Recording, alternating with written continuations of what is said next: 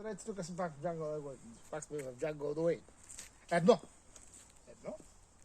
Сега ще поговорим за здравословното хранене. Да се храните здравословно и да ядете всичко.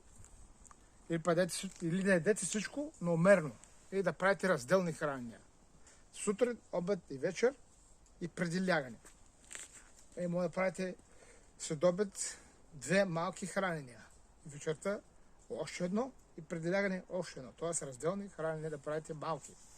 Иначе може да ядете всичко, но да не се тъпчете. Тоест умерено. Също за хранителните добавки има и добавки, които са добри. Защото те регулират кръвното налягане, хемоглобина,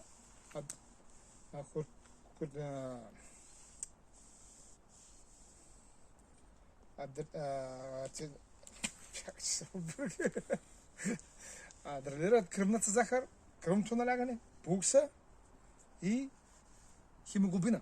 Така че те са безвредни добавки, но пак ви казвам, бъдете внимателни с хранителните добавки. Не, че съм против тях, а да ме разберете на кръво.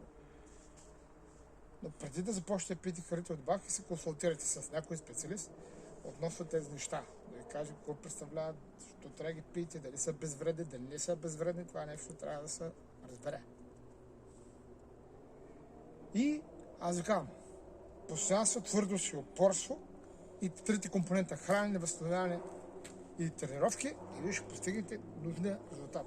Благодаря за вниманието. Това, което има да ви кажа. А тук е Jungle